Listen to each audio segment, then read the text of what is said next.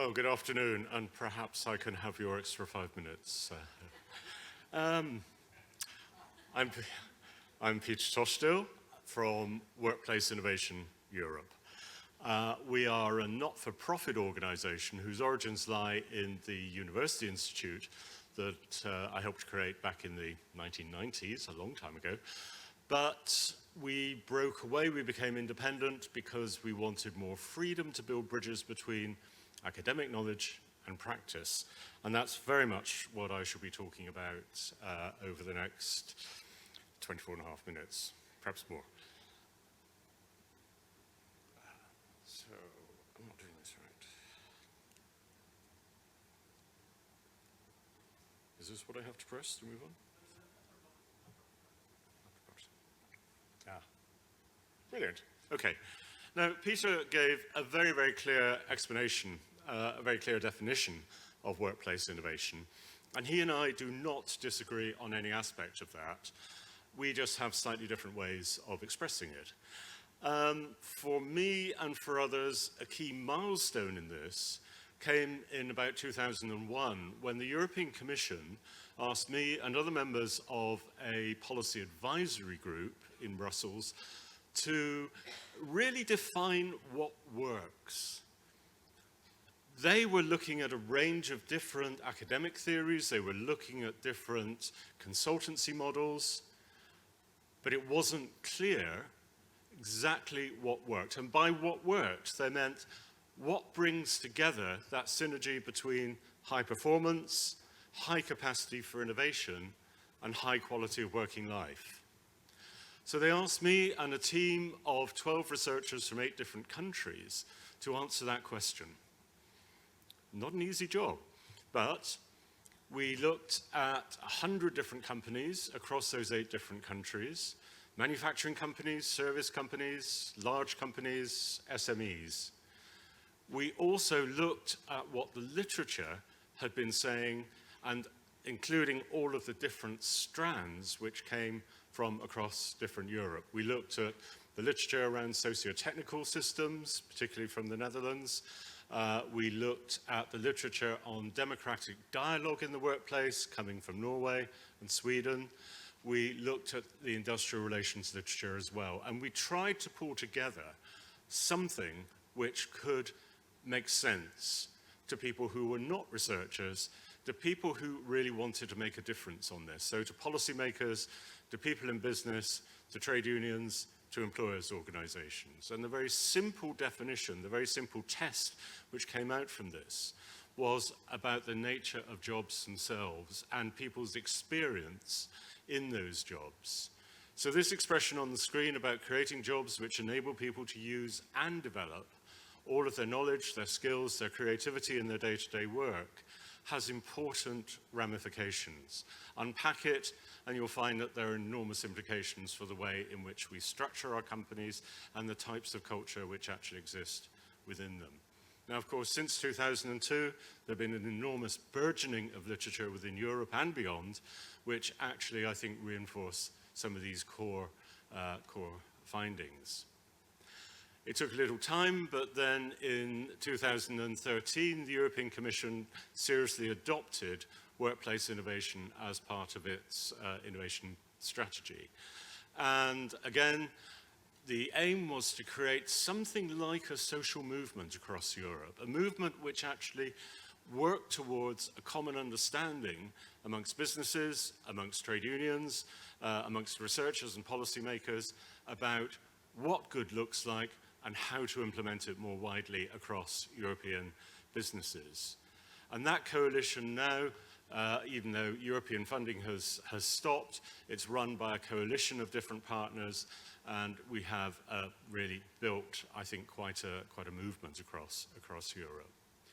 And in terms of defining workplace innovation, then one of the things that UN has done is to really try and come up with some sort of simple guidelines. So, as Peter said and explained very clearly, workplace innovation is a strategic choice. It's something that has to run through the values and the operation of the whole the whole business. It's not simply enough to think of workplace innovation as an HR initiative. It goes beyond HR cliches, like our people are our greatest asset, and it takes them seriously. It really looks across the whole organization. We found that it's relevant to all different types of organization, irrespective of size, sector, and in many ways, culture is not, national cultures are not really as much of an issue. High levels of employee involvement and empowerment, that's come across very, very strongly today already, as has simultaneous achievement of high performance and high quality of working life. But finally, and this is, I think, the critical one for many of us, is that it's focused on evidence-based workplace practices, because we know for more than 70 years that there are some ways of working which lead to particularly to this kind of convergence. So when we were asked to establish the European Workplace Innovation Network, EWIN, then the first task was how we explain workplace innovation very, very clearly to practitioners. What do these evidence-based workplace practices look like? Now, you'll see in the middle, we're talking about that, about innovation, performance, work quality of working life. And in that outer gray circle, that's where we're talking about culture, behaviors, and so on. The critical thing is these 4 bundles of workplace practices. So we've already heard quite a lot about some of those already. Jobs, teams, and technology, an absolutely basic building block, the extent of empowerment that people have in their day-to-day jobs, something that came across in Serino's presentation this morning. Their ability to work in self-managed teams, again, Peter and Hayo's presentation, I think, emphasized that, but also technologies which really support that degree of empowerment. Secondly, around the structures, the organizational structures and systems. Now, we heard something this morning about the sort of the mindset of employees and how you actually create that. Well, part of that movement, I think, is to really think about what role managers have. Coaching behaviors rather than micromanagement behaviors. The ability of people to remove their frustrations by working across and beyond the walls and ceilings where traditional organizations are structured. And again, Peter's case was a very good example of that. Employee-driven innovation, critical, but also profound implications for the nature of leadership. Leadership which recognizes the importance of employee voice in bringing together, if you like, blending the tacit knowledge of people at the front line of an organization, their ideas based on their day-to-day experience with the strategic knowledge of senior teams. So let's look at how this applies in one particular setting and how we've translated those broad principles of workplace innovation into practice at both the policy level, but also at the enterprise level. Scotland has a long history of very proactive industrial policy going right back to the 1970s. A lot of policy innovation, a lot of success in terms of actually building strong relationships between government and business. Since 1997, Scotland's had its own parliament, which you can see in the picture, and the Scottish government has responsibility for economic development, for health, education, social services, and so on. And they've taken a very, very different path to the UK government. The UK government appears to believe very much in a traditional trickle-down approach to wealth creation, thinking that growth will bring everybody with it. The Scottish government disagrees and is looking very much about how to create patterns of growth, which, again, are more socially inclusive. Scotland, it should be remembered, has a history. While it has some very innovative companies, very innovative sectors, it also has still a legacy of the decline of shipbuilding, of coal mining, of steel, and heavy engineering. So there is a great deal of disadvantage as well as a great deal of sort of positive growth within this country. Secondly, there is a commitment to fair work, very much as part of policy. So fair work is about really encouraging employers. So if you, for example, if you want to have a contract with the Scottish Government, you would have to pay the minimum wage, you would have to show that you have equality and diversity policies in place, you would have to have exemplary standards of health and well-being in the workplace. But again, it's also about workplace innovation.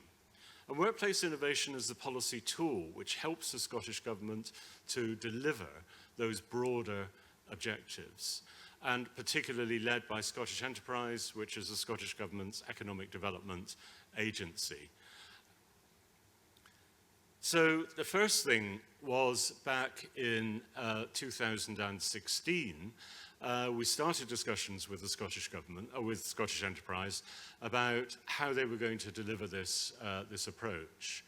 So developing a program for their own in-house team so that they really understood workplace innovation, understood that it was different to maybe the kind of the HR support that they'd been giving to companies in the past, that it was something which was, you know, in a sense, a very different sort of policy framework.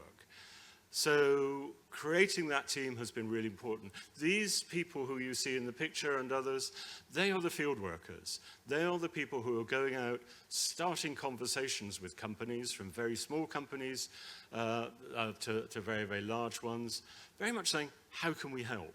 And part of that how can we help is about allowing companies the opportunity to think about their workplace practices, maybe to ask themselves difficult questions, but maybe these specialists also hold up a mirror and say, are you really sure this is helping you to deliver the kind of the future that you want? Secondly, it's about not just a policy, and what I would really stress in policy terms is that workplace innovation is just not a policy add-on, but it's something which has to run through a much wider kind of ecosystem. It has to be reflected in what training and education providers do.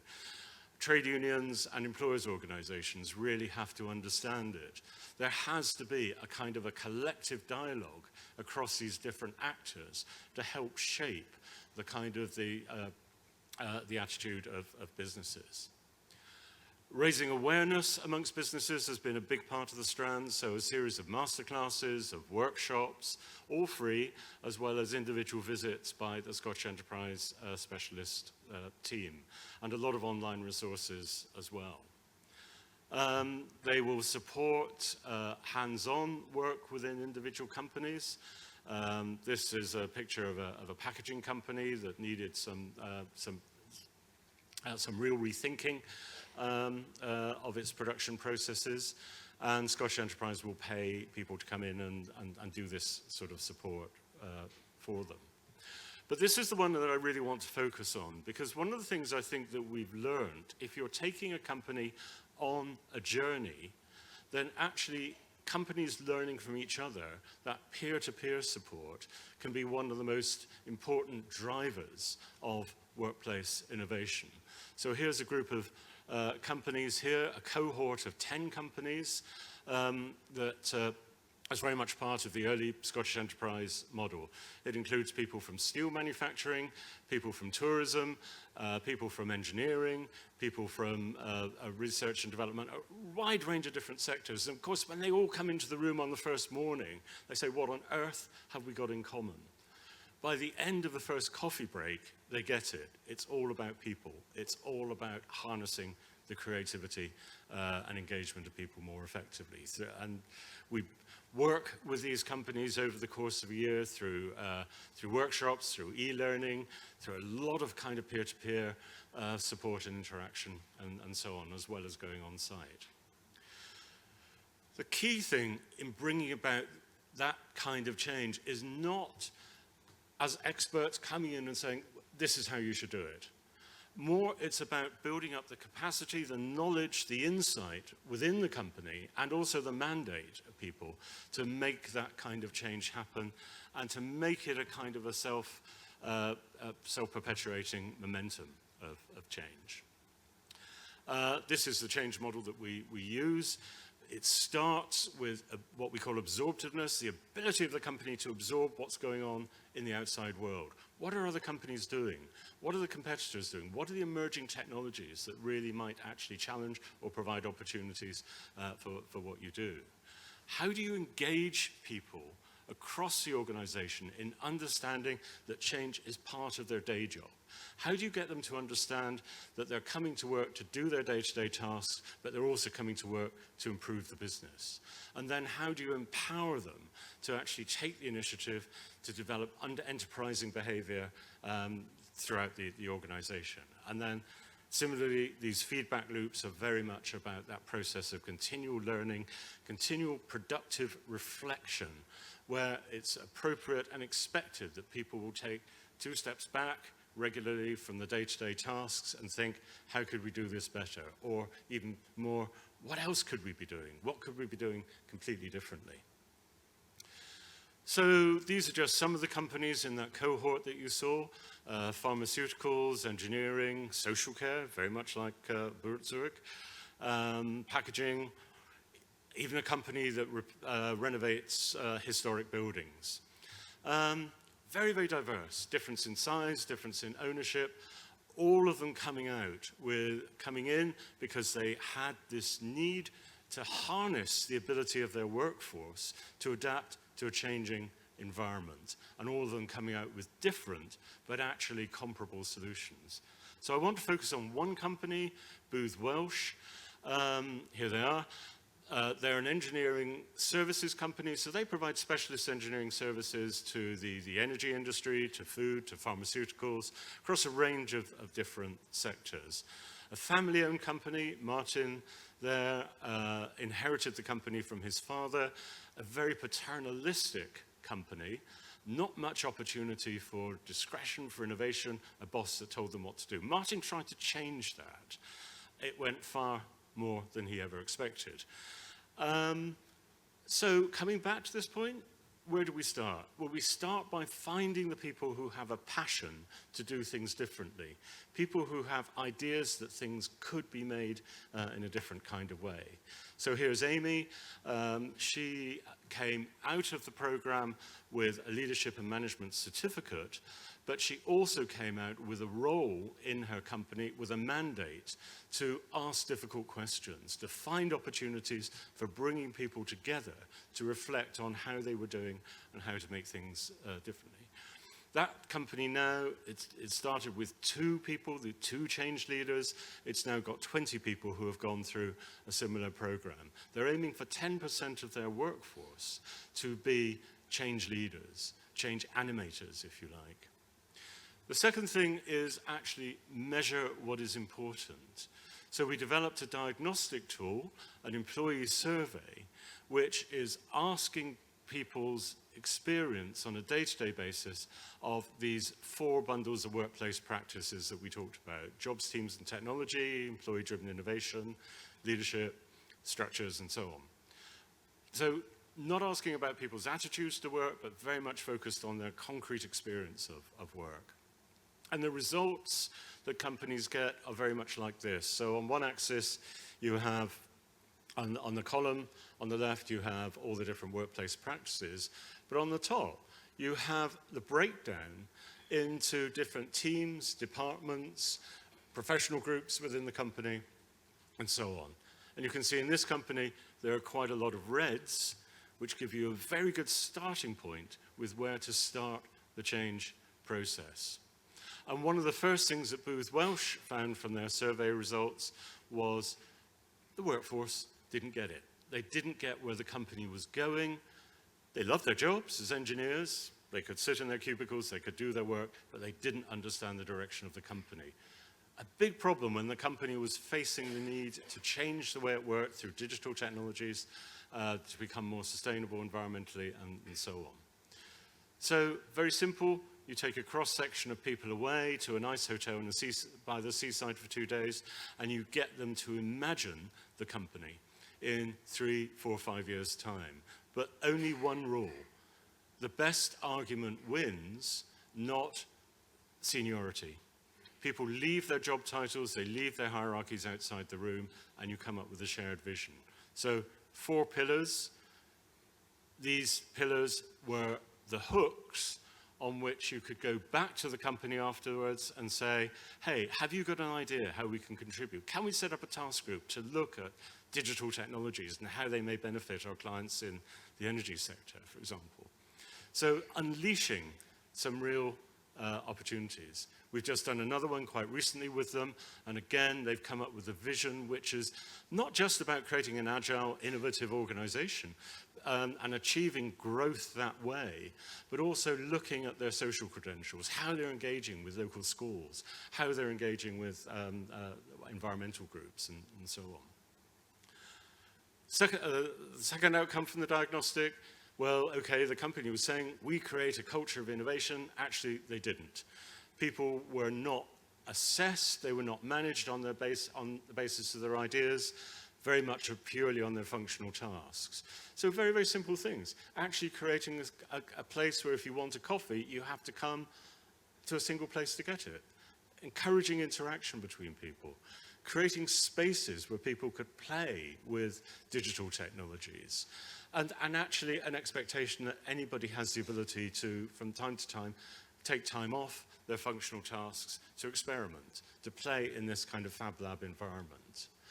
And that was very much part of the driver for the company actually saying, yeah, digital technologies are an opportunity for us. In the past, engineers were saying, look, these things are going to put us out of work.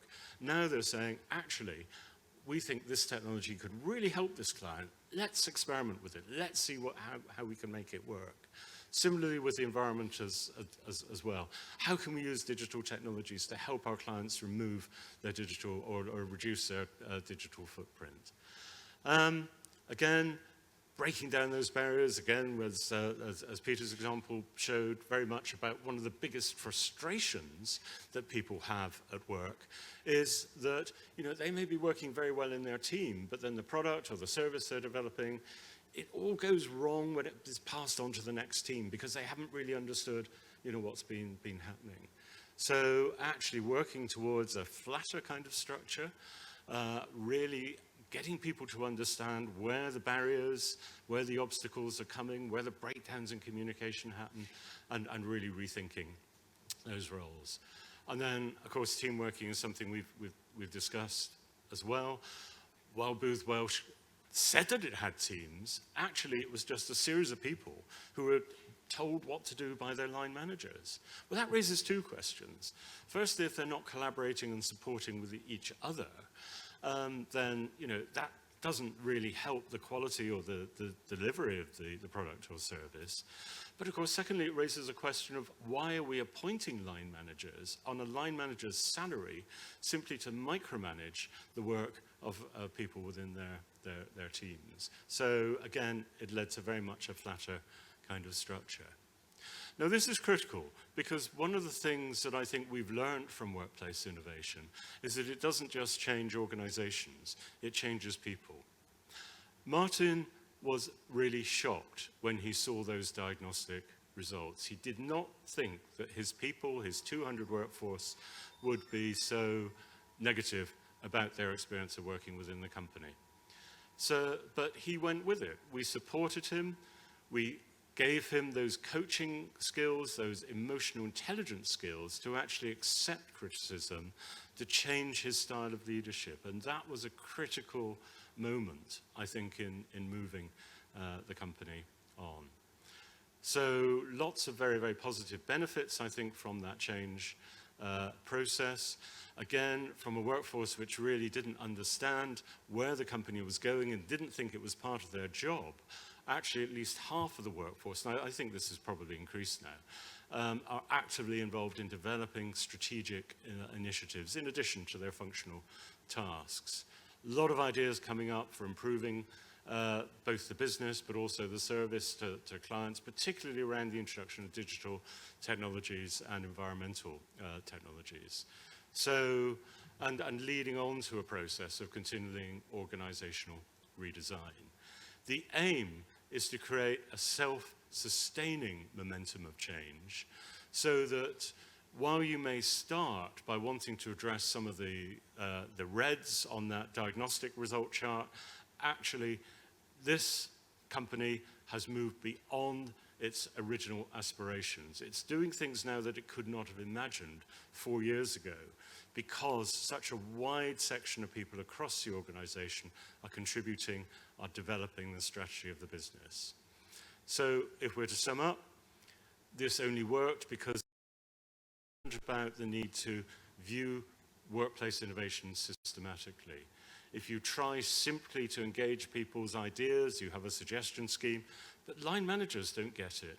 People still don't have that ability to play with their jobs, to have exercise discretion in the way they do work, then it won't work.